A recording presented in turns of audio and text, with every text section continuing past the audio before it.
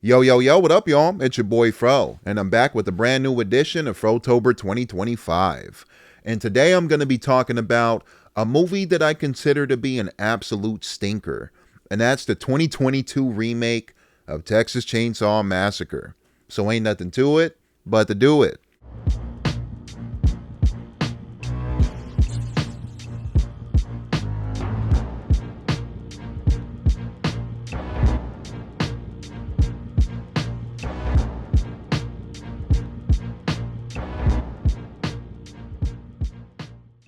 Jumping right into the plot line, we're following a group of young influencers that relocate to a deserted town called Harlow in Texas, and their plan is to make it funky and fresh and hip and new and more modern. There's an old, seemingly abandoned house in the middle of the town, and our leading lady, Melody, and her group of young friends claim that they have the papers that owns the property, and they stumble upon an older lady actually living inside of the house that turns out to be the adoptive mother of Leatherface. I might have that wrong, but I don't remember her being the biological mother to him.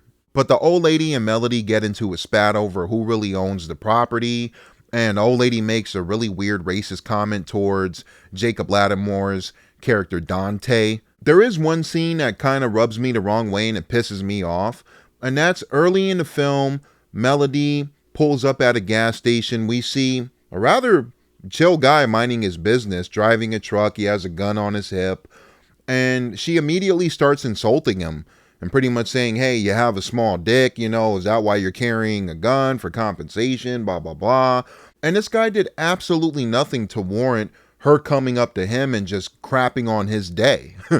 So right off the bat, I'm thinking, that's our leading lady that we're following. She sucks. Going back to the old lady in the orphanage, Jenny, she's essentially kicked out of her own house because Melody and Dante forgot to bring the papers that supposedly claim them as the new owners. So she trips out. Jenny has a heart attack, collapses to the ground, and this is the first time that we see Leatherface pop up in the frame. He's at the top of the stairs, climbs down, picks her up, puts her into the ambulance, and while on the way to the hospital, she dies, and this makes Leatherface wig out. He goes nutso. And I will admit, this is one of the few kills that I actually enjoyed, albeit it is stupid and ridiculous. But he grabs the cop's wrist, snaps it open, the bones are exposed, and he stabs the cop in his neck with his own wrist. And it's very eye-rolling, it's dumb, but I got a kick out of it. Out of all the characters here, the only one that I really liked was the gas station homie Richter, because all of the young people in this movie, our lead characters, are either insufferable or entitled.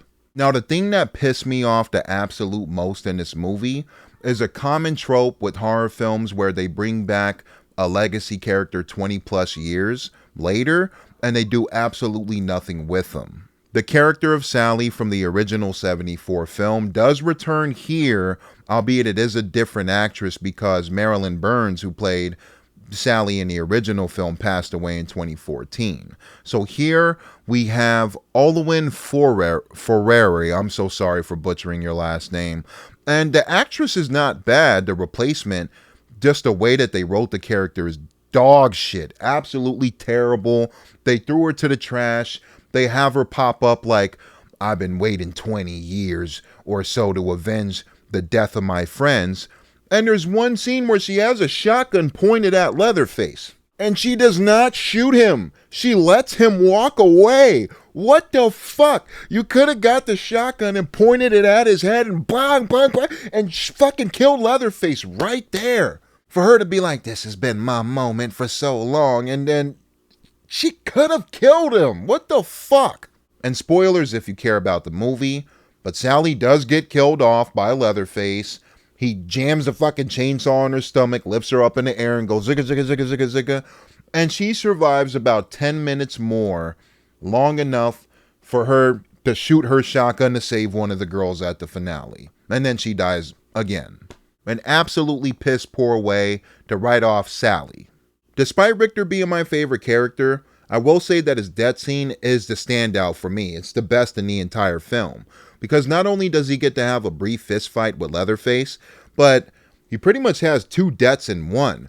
Because He gets hit in his jugular vein by a piece of shard glass, and then Leatherface goes overkill mode and starts bashing his head in over and over and over with the hammer, and it's very gruesome.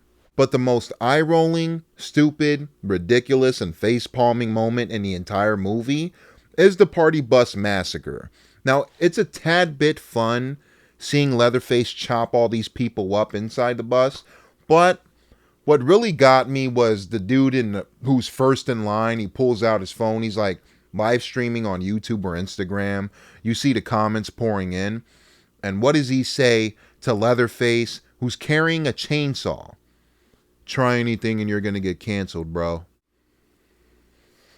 I never thought I would hear this in a Texas Chainsaw Massacre film. Now, I thought the line in Texas Chainsaw 3D, "Get him, cuz," was one of the worst lines I've ever seen in a horror film, but "try anything and you're going to get canceled," I think tops it. I think this is one of the very worst lines I've ever heard in any film. When we get to the finale, the two sisters are having a big battle with Leatherface, and it looks like they have the upper hand. I can't remember which one does it, but one of them uppercuts Leatherface with the fucking chainsaw. He falls back in a pool of muddy water, and it looks like he drowns. The two girls are driving off. It's a beautiful sunny day. Everything looks like it's back to normal. And who pops back up again? Leatherface. You guessed it. He snatches Melody out of the car, decapitates her, kills off the leading lady. I will give it that. Leela's looking back in horror. Leatherface is holding up Melody's head. The Tesla's driving itself away with Leela inside. And that's the end of the damn movie. But overall, despite one or two kills that I enjoyed, Texas Chainsaw Massacre 2022 is a waste of time. It's very uninspired. One of the worst remakes I've ever seen. It sucks. The cinematography looks pretty good at times. Mark Burnham does a pretty decent job at Leatherface. I'm not mad at his portrayal, but I hate the writing. The characters are insufferable. Actors are take it or leave it. A lot of them are very wooden and cardboard. And I do think they could have picked better actors in the casting department for the leading characters. There's a couple decent makeup effects here and there, some practical, but there's also some really shoddy work on the CGI side. It's not a good movie, but it is a pretty decent time to make fun of it with some friends and a tub of popcorn, or even a couple blunts. I'm going to give Texas Chainsaw Massacre 2022 a 3 out of 10. And that's it, y'all. It's your boy Fro. What did you think about this version of Texas Chainsaw Massacre? Did you like it? Did you hate it? Like I did? Comment below. Let me know your thoughts. In the meantime, between time, I'm on to the next review. Thank y'all for watching this new edition of Frotober 2025. I'm out.